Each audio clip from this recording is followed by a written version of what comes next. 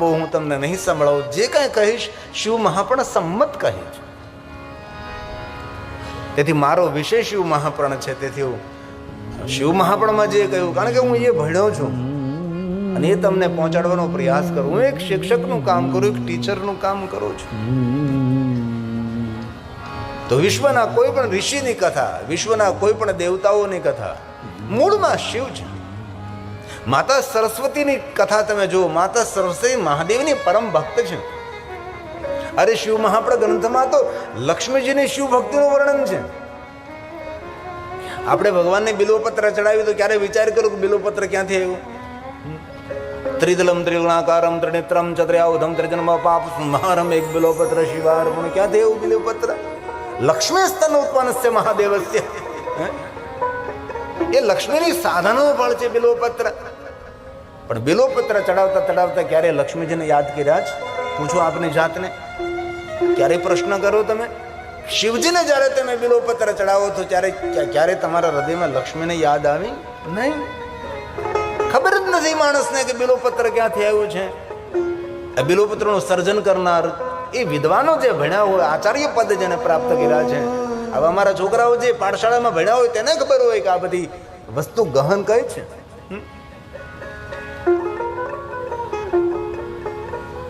લક્ષ્મી મહાદેવીની પરમ ભક્ત છે. કોઈ પણ દેવીની કથા તમે જુઓ, સર્વ દેવીઓ ભગવાન શિવની ઉપાસના કરે છે. તેથી વારંવાર કહું છું, ભલે કોઈ પણ વિચારધારા, દરેક વિચારધારા શ્રેષ્ઠ છે, પણ શિવથી વંચિત ન થવું, શિવથી દૂર ન થવું, કારણ કે શિવ જ આપણું જીવન છે. અહીંયા ભગવાન વિષ્ણુજી નારદને કહે છે કે નારદ, જો તમારે સંતાપમાંથી છૂટવું હોય ને સંતાપમાંથી મુક્ત થવું હોય તો મારું મંતવ્ય છે, તમે ઓમ નમઃ શિવાય મંત્રનો જાપ કરો તો યોગ્ય જગ્યાએ તમારું ગંતવ્ય થશે.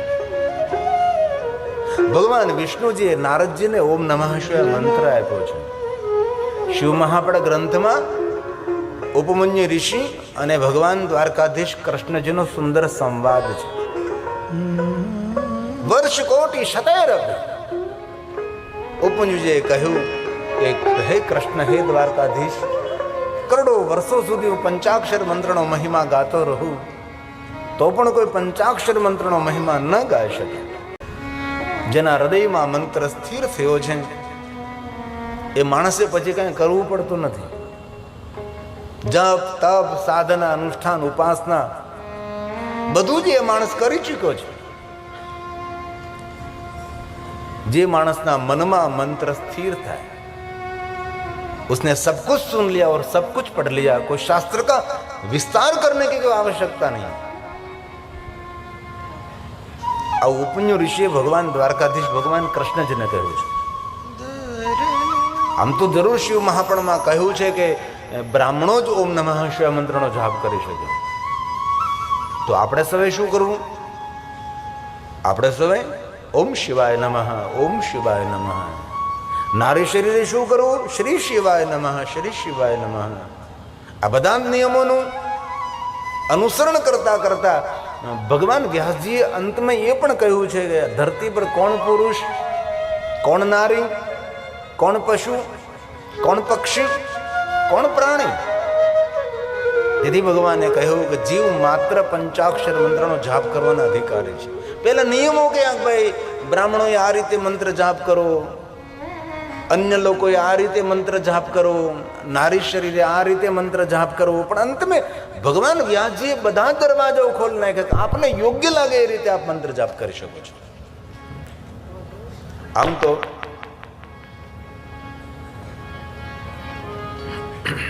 शिव महापण ग्रंथ में एवं कहूं कि जारे पण आपणे मंत्र जाप करिए त्यारे पद्मासन वाळीने बेसो. હવે પલોઠી વાળીને માણસ બેસી ન શકતો હોય, એ પદ્માસન વાળીને તો કેમ બેસવાનો છે? ઘણા તો ખબર નથી કે પદ્માસન કોને કહેવાય. તો ભગવાને વ્યાસે તો પહેલા એમ કહ્યું કે પદ્માસન લગાવીને આ મંત્રનો જાપ કરો. પછી બાજુ એવું પણ કહ્યું કે અર્ધ પદ્માસન લગાવો. એ પણ ન થઈ શકે તો પલોઠી વાળીને બેહો. અને અંતમાં શું કહ્યું? સુખાસન બેસો. તમારા શરીરને જેમ સુખ થાય એમ લાંબા પગ કરીને બેહો, પણ આ મંત્રનો જાપ કરો. ભગવાન વ્યાસજીની ઉદારતા છે. આપણે ઋષિમુનિઓની ઉદારતા છે. સોફા પર બેસીને કરો મંત્ર જાપ, ખુરશી પર બેસીને કરો, કારણ કે આપણા શાસ્ત્રોમાં જડતા નથી. આપણી સનાતન ધર્મની શ્રેષ્ઠ ઉદારતા છે. વિધર્મીઓની ક્યારેક સભામાં તમે જાઓ તો અનુશાસન આપણે જોઈએ તો આપણને ખબર પડે કેવું કડક અનુશાસન છે. એ સભાનો પ્રારંભ થઈ પહેલાં તો સભાની અંદર આવનારા માણસો બધા બેસી ગયા, અને બેસવાની તેની અદબ પણ એક આપણા કરતાં જુદી ને આપણા કરતાં અલગ હોય છે. અને એ સભાની અંદર કોઈ પણ માણસ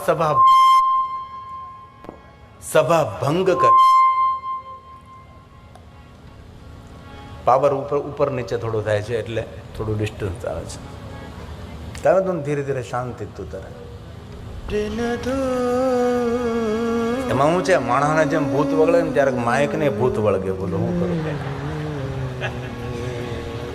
ક્યારે એવું થાય? આ તો ઇલેક્ટ્રિક સાધનો છે બધા, અને બહુ આદર સાથે તમે કહી શકો છો ધરતી પર આવ્યા છે તો કાંઈક સંશોધન કરીએ, તો સારું કોઈ સારી શોધ કરીએ. આપણા જેવા માણસોએ આ બધું સંશોધન કર્યું છે. પાવર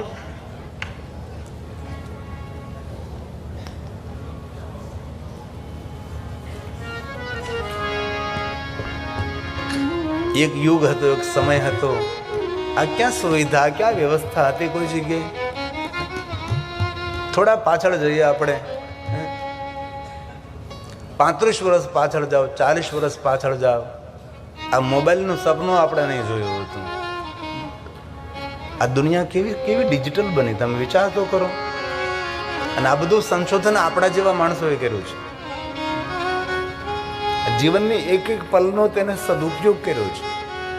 દિવસ અને રાત્રિ એક પ્રયોગશાળામાં બેસીને આ બધું સંશોધન કર્યું. કોઈ લાઇટનું સંશોધન કર્યું, કોઈ માઇકનું સંશોધન કર્યું, કોઈ કેમેરાનું સંશોધન કર્યું, કોઈ ટેલિવિઝનનું સંશોધન કર્યું, કોઈ ગાડીનું સંશોધન કર્યું, કોઈ મોટર ગાડીનું સંશોધન કર્યું, કોઈ ટ્રેનનું સંશોધન કર્યું, કોઈ વિમાનનું સંશોધન કર્યું. આપણા જેવા માણસોએ જ આ બધું કર્યું છે. બાકી કેવો યુગ, માટી યુગ હતો. આજે મેં રાજેન્દ્રસિંહ બાપુ સાથે બેઠા હતા ને, એટલા સુંદર સુંદર ઘોડાઓ છે દર્શનીય.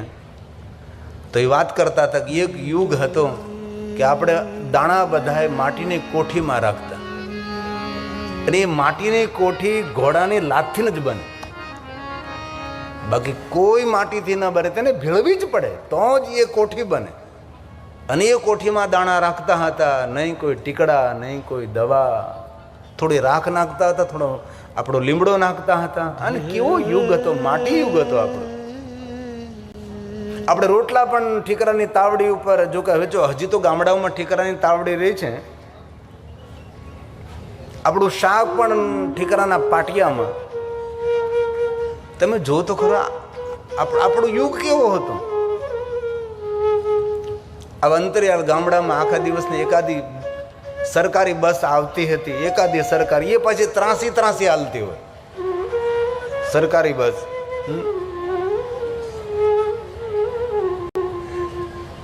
વર્તમાન યુગની અંદર કેટલું આપણને સૌને મળ્યું છે. સંદેશા માટે ટપાલ આવતી હતી 15 પૈસાની, 25 પૈસાનું અંતરદેશી કવર આવતું હતું, પરબીડિયું કવર આવતું હતું. કેવી દુનિયામાંથી આપણે આવેલા છે. મારો કહેવાનો અર્થ એ છે, આ જે કાંઈ ઉપલબ્ધિ આવિષ્કારો થયા છે આપણા જેવા માણસોએ કર્યા છે. આ સંશોધનો કોઈ ઉપરથી નથી આવ્યા, આપણા જેવા માણસોએ તેની બુદ્ધિનો સારો ઉપયોગ કર્યો, પ્રયોગશાળામાં અનેક પ્રયોગો કર્યા છે. ત્યારે આ બધી જ વસ્તુ આપણને પ્રાપ્ત થઈ છે.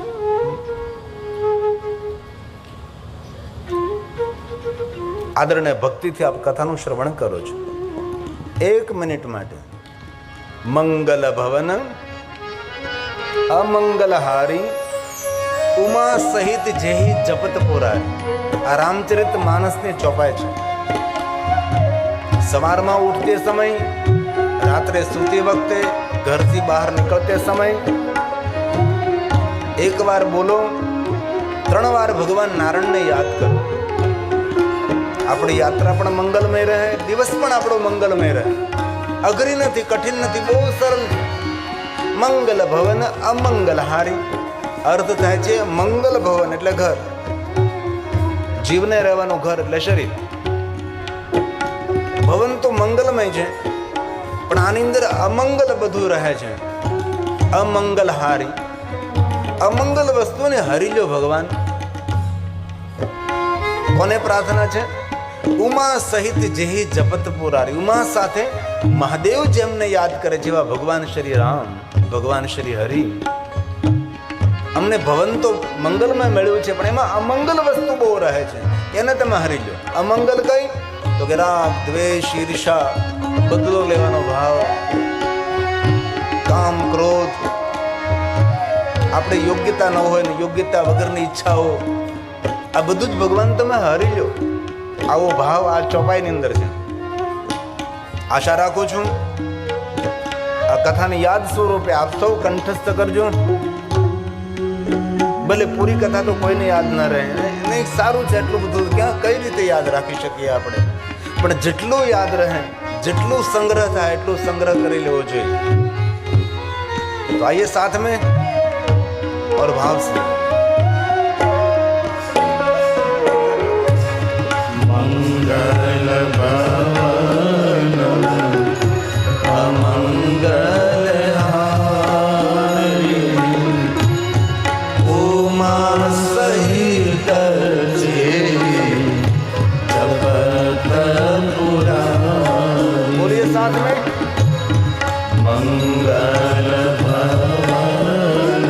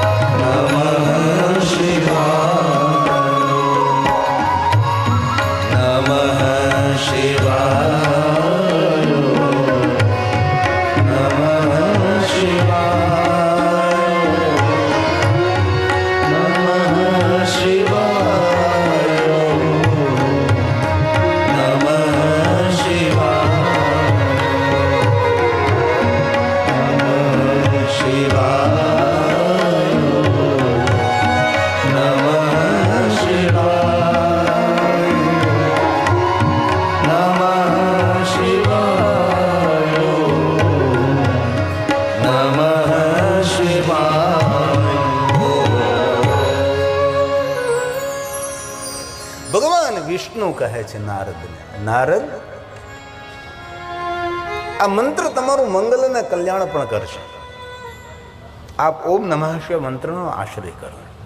અને શિવ મહાપળ ગ્રંથમાં ભગવાન મહર્ષિ વેદવ્યાસજીએ કહ્યું છે કે દુનિયાના દરેક દેવી દેવતાઓના આપણે મંત્ર જાપ ન કરી શકીએ, તો તેના બદલામાં જો કોઈ મનુષ્ય ઓમ નમઃ શિવાય મંત્રનો જાપ કરે તો વિશ્વના દરેક દેવી દેવતાઓના મંત્રના જાપ કરવાનું ફલ પ્રાપ્ત થાય છે. ત્યાં સુધી શિવ મહાપળ ગ્રંથમાં કહ્યું કે કોઈ ગ્રહોની પીડા હોય, કોઈને કોઈ ગ્રહ આપણને કોઈ પીડા આપતો હોય એવી માણસોની માન્યતા છે, તો કોઈ ગ્રહની જો વેદના હોય, કોઈ ગ્રહ પીડા હોય તો આપણે શું કરીએ?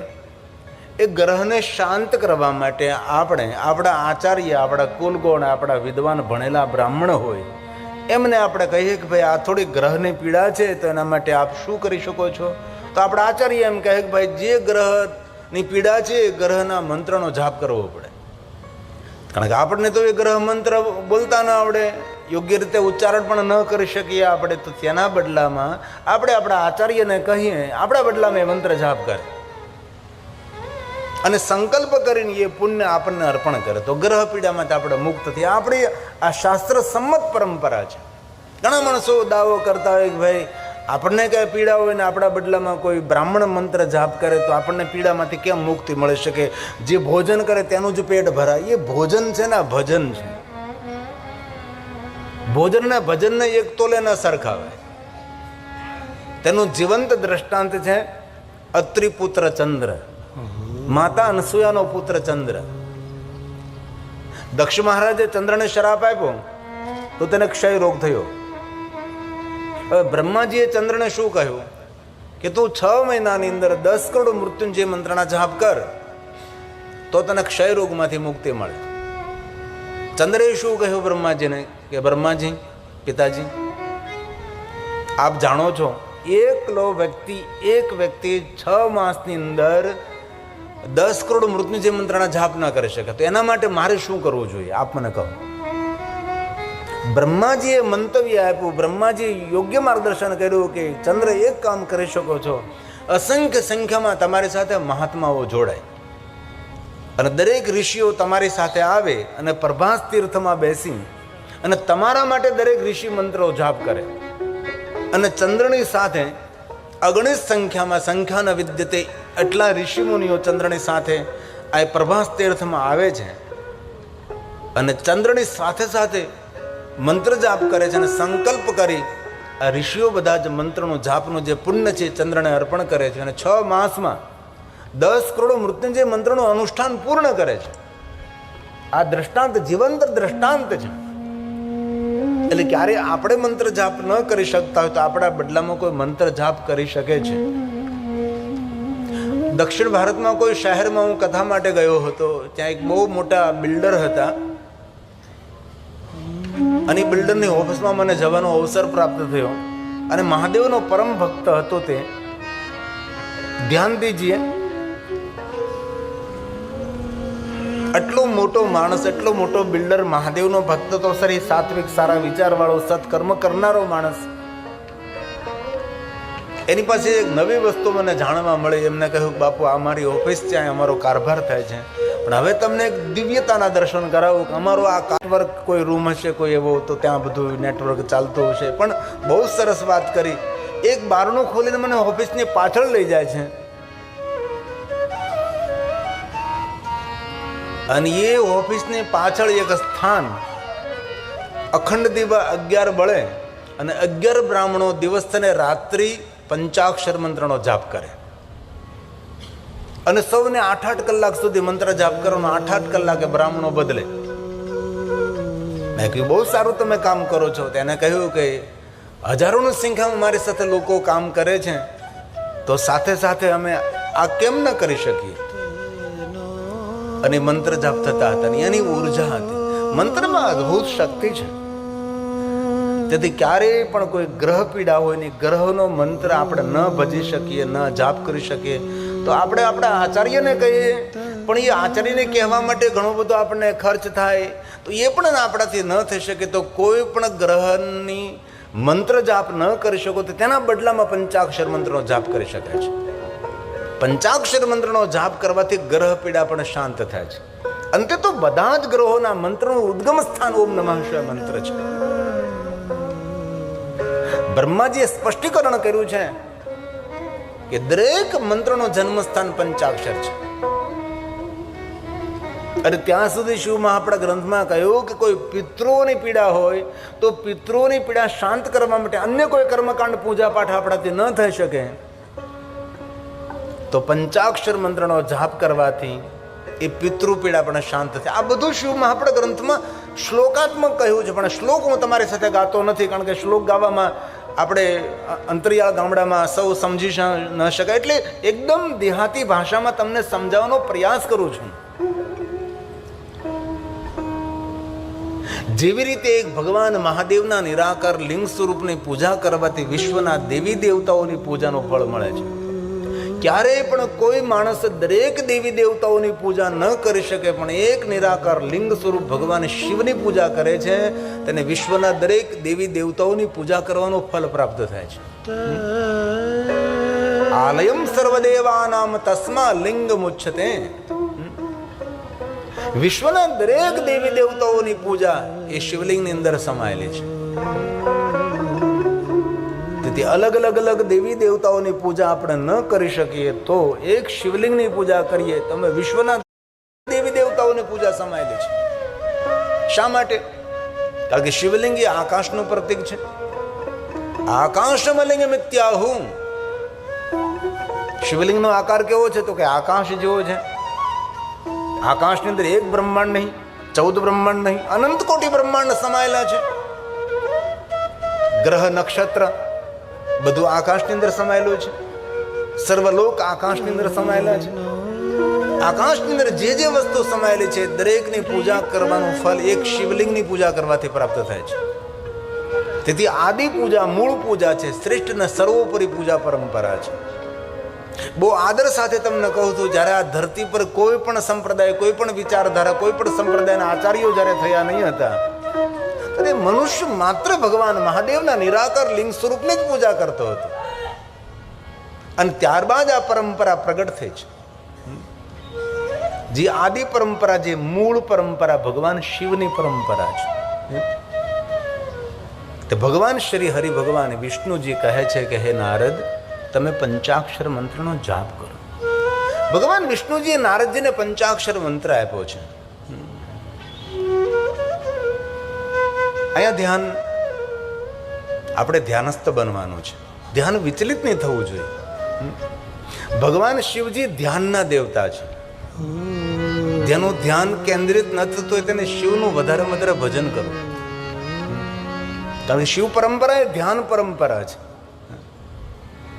વચ્ચે એક તમને વાત કહું, ધ્યાન દીજીએ. કોઈ જગ્યાએ શંકર ભગવાનનું એવું વર્ણન તમે જોયું કે શિવજી કોઈ જગ્યાએ પૂજા કરે છે? કોઈ પણ શાસ્ત્રોમાં એવું તમે કોઈ જગ્યાએ સાંભળ્યું કે શંકર ભગવાન બેઠા બેઠા પૂજા કરે છે? નહીં. પૂજા શ્રેષ્ઠ છે. પૂજા પણ એક ધ્યાનનો પાઠ છે કે જ્યાં સુધી પૂજા કરીએ ત્યાં સુધી આપણું ચિત્ત, આપણું ધ્યાન ભગવાન શિવમાં રહે, ભગવાનમાં રહે. કોઈ પણ જગ્યાએ એવું સાંભળ્યું કે ભગવાન શિવ કોઈ જગ્યાએ યજ્ઞ કરે છે? સ્વયં ભગવાન શિવજી યજ્ઞનો મહિમા બતાવ્યો છે. યજ્ઞ આપણી સંસ્કૃતિ, યજ્ઞો આપણી પરંપરા છે. પર્યાવરણ અને પ્રકૃતિને સકારાત્મક બનાવે છે. આપણા વિચારોને સતર્ક બનાવે છે અને સકારાત્મક બનાવે છે. વિચારધારા પ્રબલ કરે છે. યજ્ઞ એક મોટું વિજ્ઞાન છે જે રામ શર્મા આચાર્યજીએ વિજ્ઞાનને ખુલ્લું મૂક્યું. પણ ભગવાન શિવજીએ કોઈ જગ્યાએ યજ્ઞ કર્યો એવું વર્ણન નથી આવતું. ભગવાન શિવનું જ્યાં જ્યાં વર્ણન છે ત્યાં ત્યાં ભગવાન શિવજી ધ્યાનસ્થ છે. ધ્યાન નિત્યમ મહેશમ, નિરંતર ધ્યાનસ્થ રહે છે ભગવાન શિવ.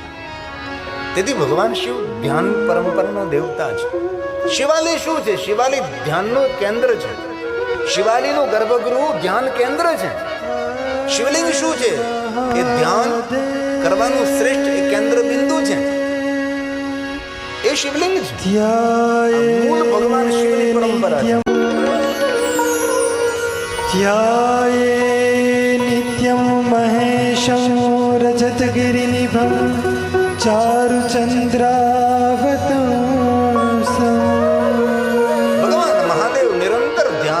रत्ना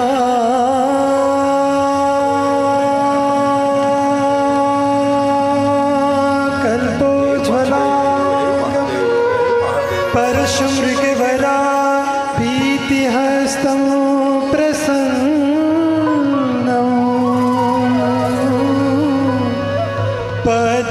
पद्मासीनं समन्तात्सुतममरगणे व्याघ्रकृतिं वसानं विश्वा